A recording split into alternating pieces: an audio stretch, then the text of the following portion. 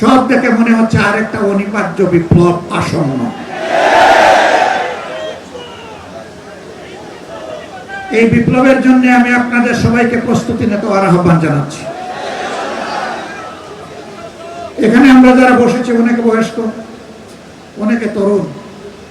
বিপ্লবের ক্ষেত্রে বিপ্লব কোনো বয়স মানে না। যেমন 24শে জুলাই আবার বৃদ্ধ বনিতা, 10 মাসের শিশু থেকে 90 বছরের বৃদ্ধ সবাই ছিল রাজপথে। আগামীতেও বয়স বিপ্লবকে সঙ্গ দিয়েই সামনে এগিয়ে যাবে ইনশাআল্লাহ।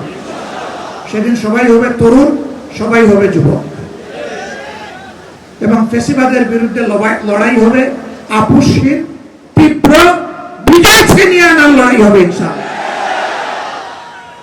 যে জন্মের বই দেখাবেন না, আল্লাহর মেহেরবানিতে এগুলোকে কোনো পাত্তাই নেই।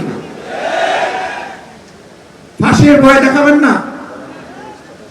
ফাঁসির রশি যদি জাতির মুক্তির জন্য প্রয়োজন হয়, ফুলের মালা হিসাবে কবুল করে নেব। ফাঁসির তক্তার উপর দাঁড়িয়ে বুক কাঁপবে না, ঠোঁট কাঁপবে না, বিজয়ের জয়ধ্বনি শুনিয়ে যাব ইনশাআল্লাহ। সম্মানিত বন্ধুগণ, গ্যাসের দাম কখন বাড়ানো হয়? বাড়ানোর আগে গ্যাস কমায় দেওয়া হয়। সমাজে সংকট সৃষ্টি করা হয়, জনগণ অতিষ্ঠ হয়ে উঠে। এই ফাঁকে গ্যাসের দাম বাড়াইয়া বলে, জনগণ বলে যাক বাবা, দাম বাড়লে পাইয়া তো গেছি। এটা ফ্যাসিবাদী প্র্যাকটিস।